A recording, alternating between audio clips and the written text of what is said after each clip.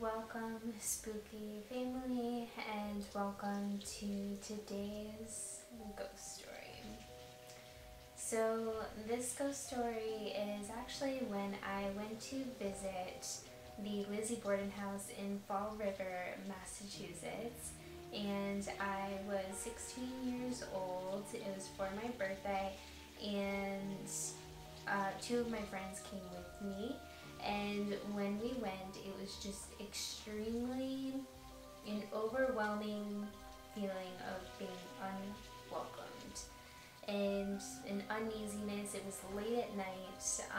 Me and my family, we were very hungry, but we wanted to first put our stuff into the room before grabbing anything to eat down the street or anything. So we got to the Lizzie Borden house.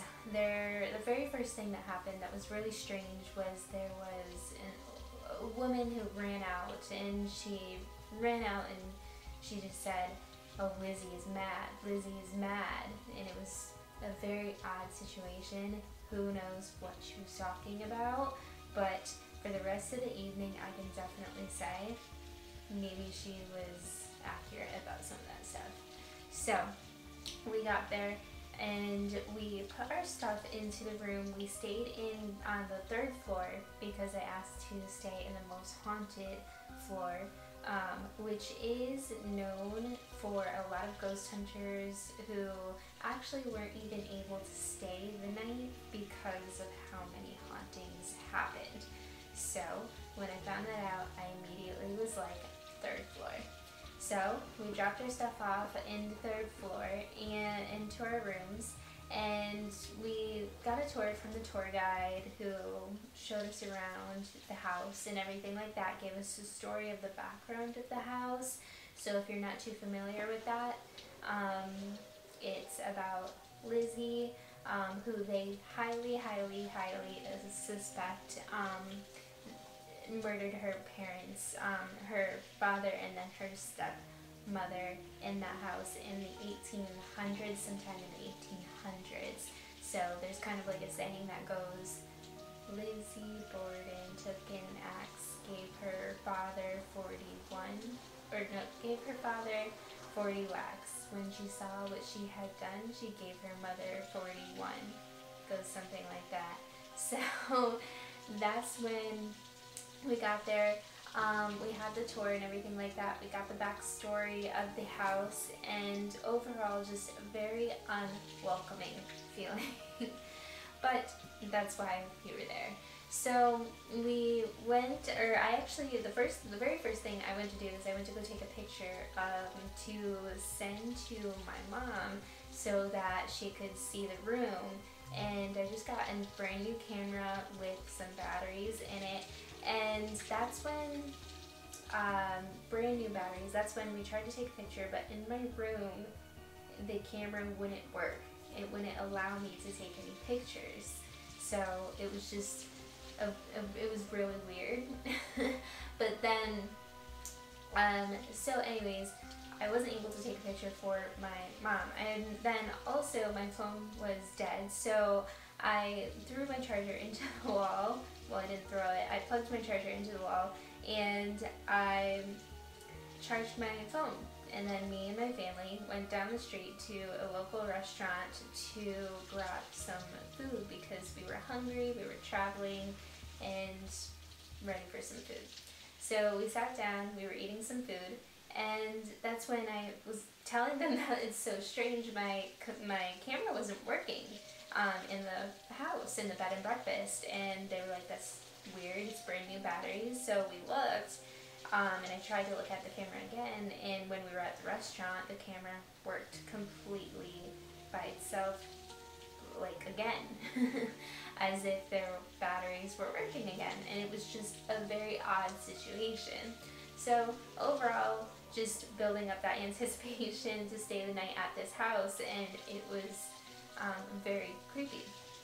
So we get back to the bed and breakfast, and one of my friends falls right asleep on the bed, and then my other friend, me and her definitely agreed we were definitely not going to sleep for that night because it was just an overwhelming, uncomfortable feeling. And that's when we were up all night. Neither of us moved off of this bed the entire night. She was in front of me, I was in front of her the entire night, just talking so that we wouldn't fall asleep while our friend was right next to us sleeping.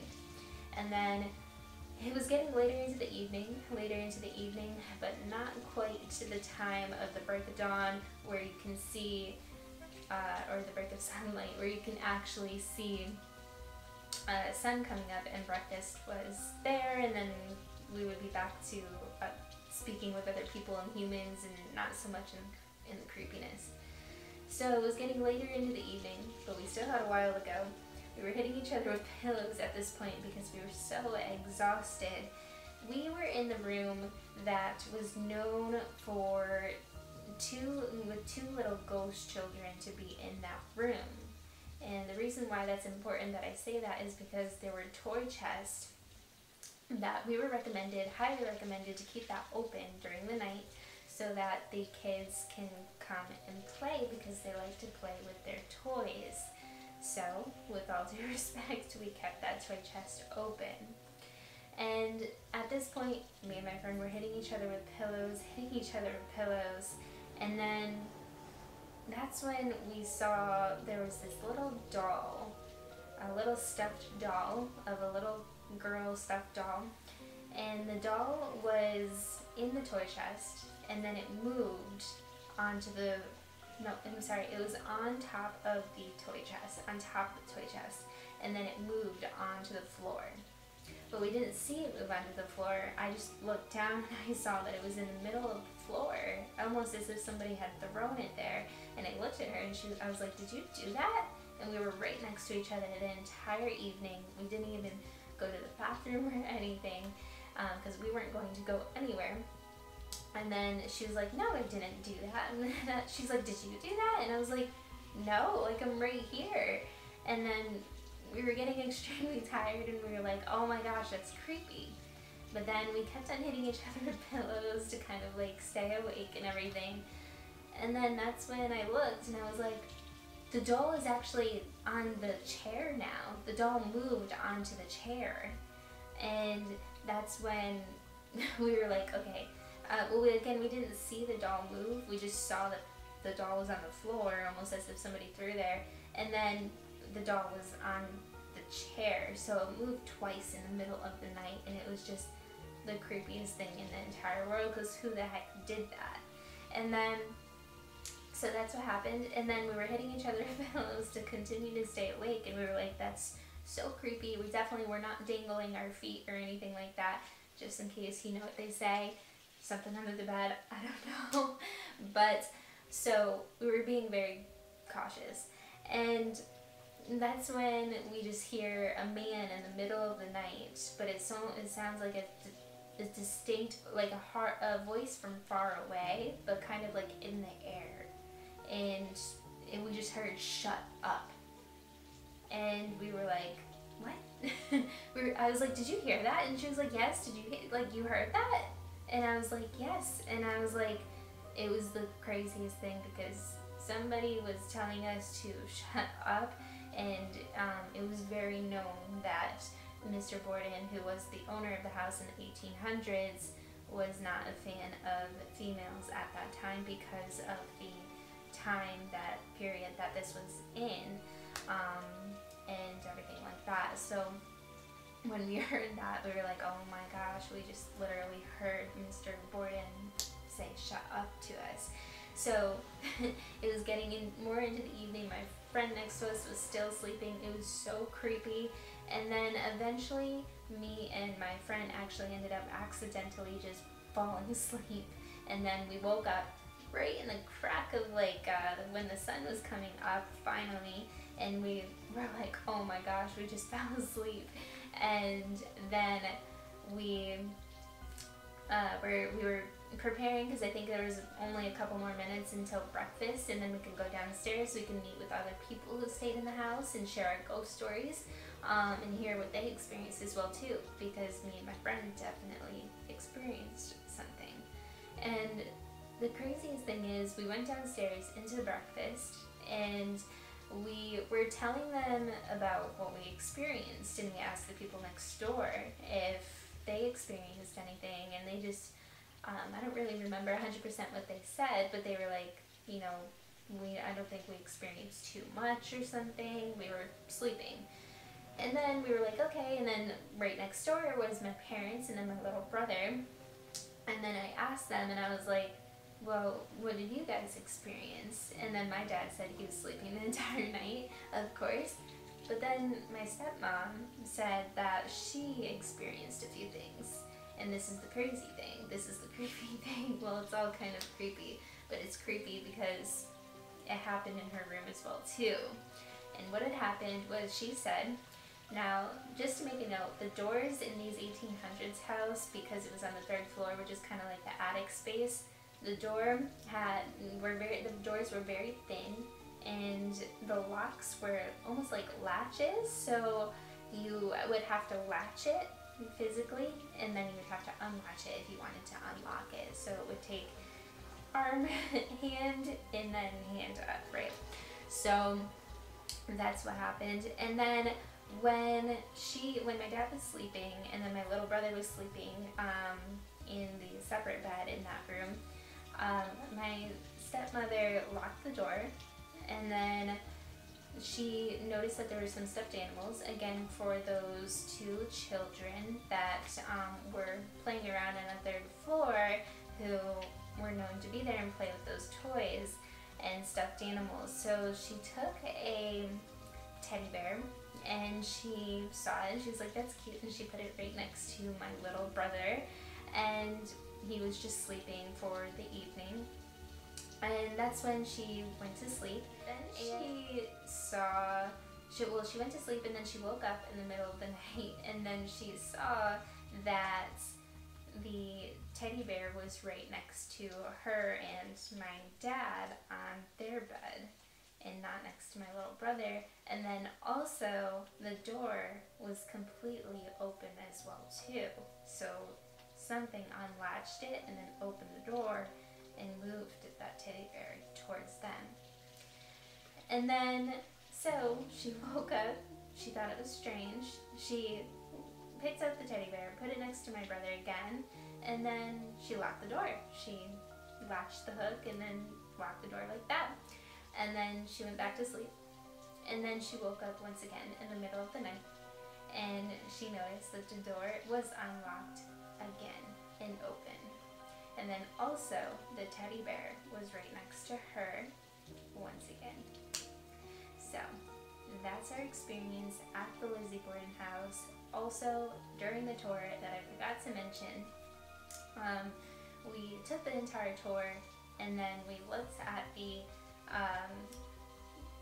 blinds in the kitchen, so blocking the window, and the top of the blinds, right where it holds like the curtain, was completely bent.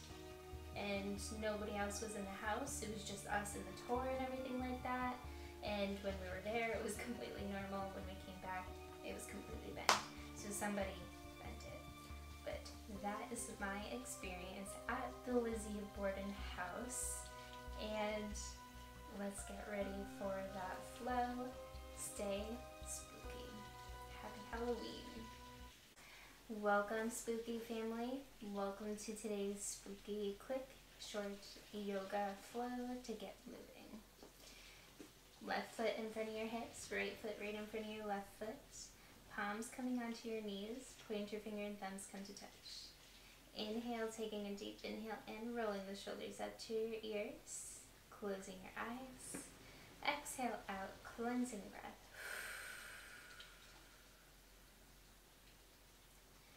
Taking an inhale in for a round of Om, inhaling through the nose.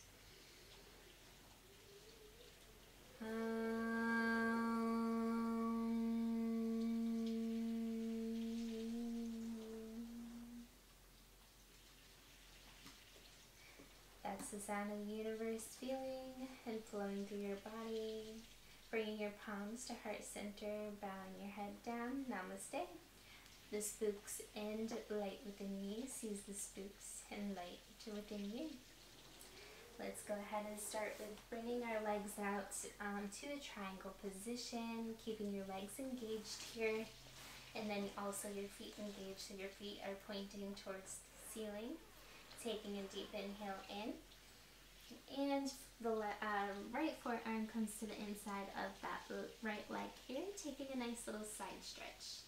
And then right palm reaches for your right toe, or sorry, left finger reaches for your right toes here, coming into a nice little side stretch in that lower back here.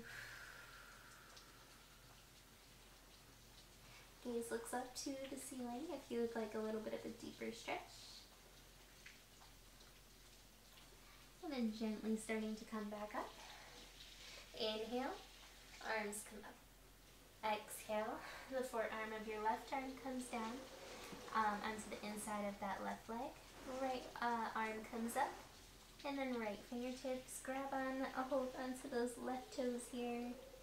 Feeling a nice little stretch on the right side of your body, lower back. And then gaze looks up for a little bit of a deeper stretch.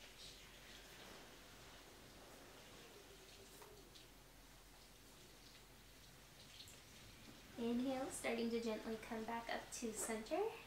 And then we'll keep your legs engaged, quadriceps, hamstrings, and your toes pointed up. Inhale, arms come up. Exhale, we'll lean forward with our belly button first, opening up those hips. And when our belly button can't reach anymore, placing our palms onto the yoga mat. And maybe your forehead comes down to your yoga mat, or maybe just gaze comes to your belly button.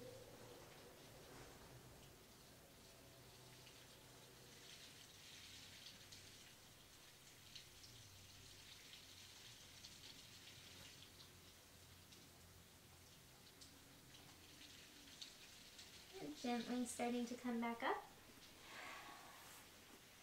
And then we will come to the front of our yoga mat. Fingertips, hands to the front of the yoga mat. Big toes come to touch.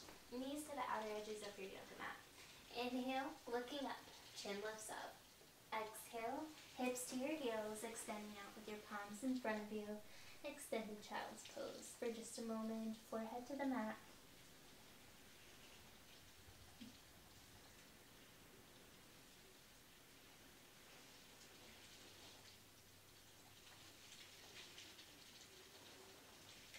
Walking your palms to the front, to the right side of your yoga mat. Left hand on top of your right hand. Forehead to the yoga mat.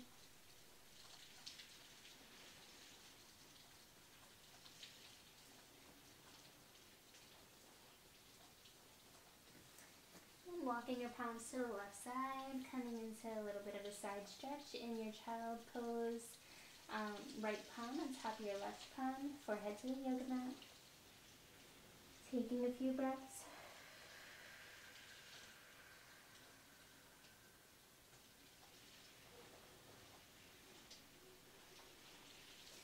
Walking back to center with your palms in front of you. Knees come together.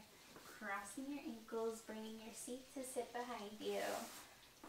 And then coming into a seated pose here. Palms to the sides of your body. Fingertips pointed to the front of your yoga mat. Feet are about hip distance away from one another. And then we'll just sway our knees from left to right. Massaging out your lower back here. Massaging out your body. Coming back to center. And then we'll come into a nice little boat pose here. Keeping that core strong and engaged so that we can listen to more ghost stories here. Inhale, keeping your palms onto your yoga mat here, strong core. This is a half boat pose here, so keeping your legs engaged, strong core. If you would like, maybe your arms come to the sides of your legs here, strong core. And if you feel ready and you would like to come into a full boat pose, straightening out your legs. Shaking is normal. And then we'll release. bringing your feet so that the bottoms of your feet come to touch one another. Your palms are on the outside of your feet here, interlocking with one another. And then just butterfly your knees up and down.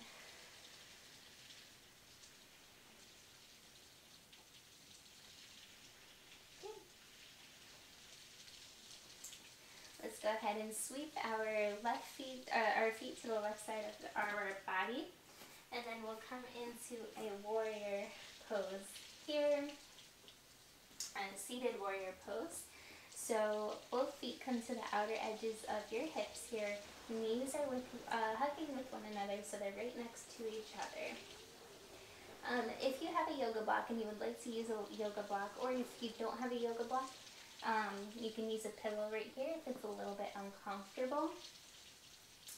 But we'll take a deep inhale in.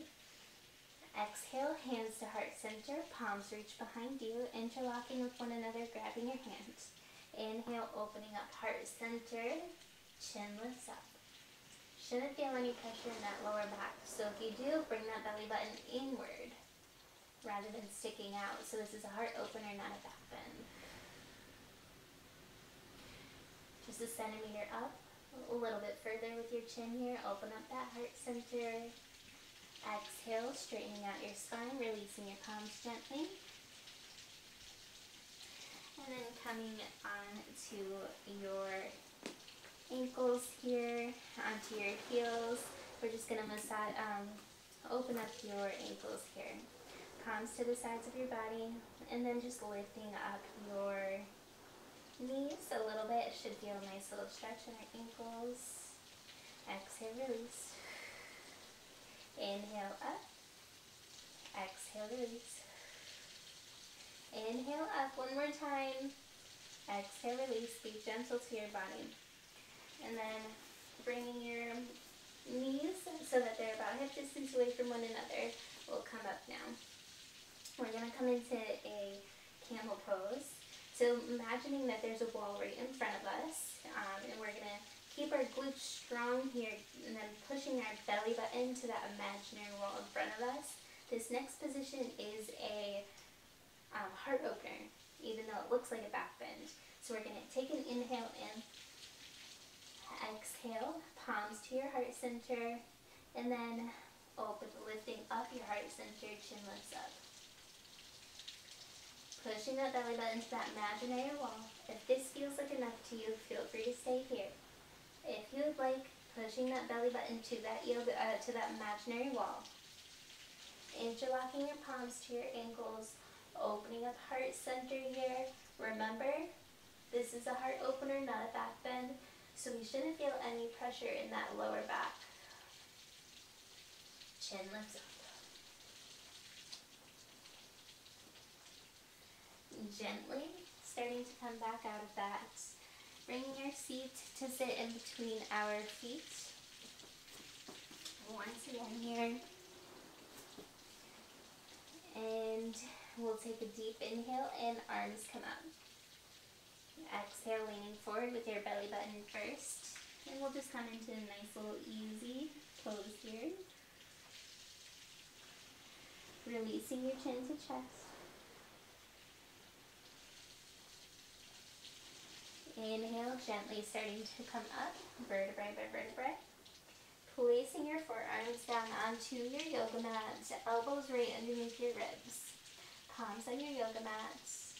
And then we'll inhale, lifting up heart center. Exhale, release. Inhale, lifting up heart center. Exhale, release. Inhale, lifting up heart center. Exhale, release. Gently starting to come back up. And then bringing your feet to the side of your body, extending out with your legs in front of you. Palms to the sides of your body. Fingertips right next to your hips here, so you're about one hand distance away from your body, behind your body. Hands are right next to your body. And then we'll inhale, lifting up heart center, lifting up your hips here, reverse plank. Exhale, release. Inhale, reverse plank, strong core. exhale, release. Gently starting to come back onto your back here. Peace fingers wrap around your big toes, sides of your yoga mat. Rocking from left to right, happy baby.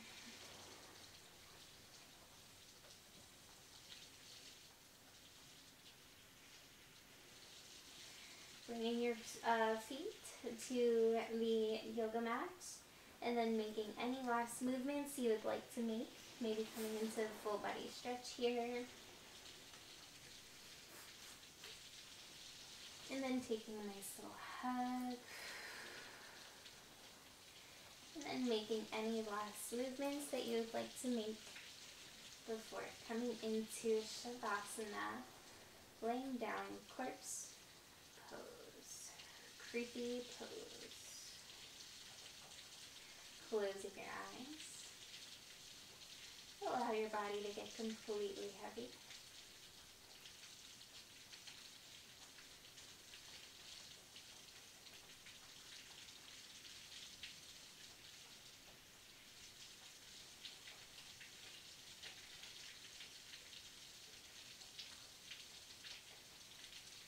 With your eyes still closed, gently starting to roll over to the right side of your body, giving yourself a big hug.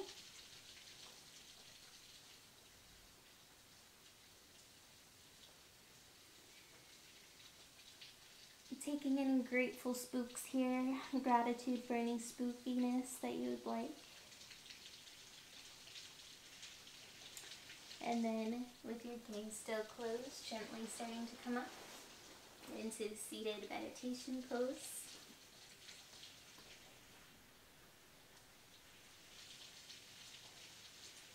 Straightening out your spine, shoulders held back, chin lifts up. Taking an inhale in through the nose.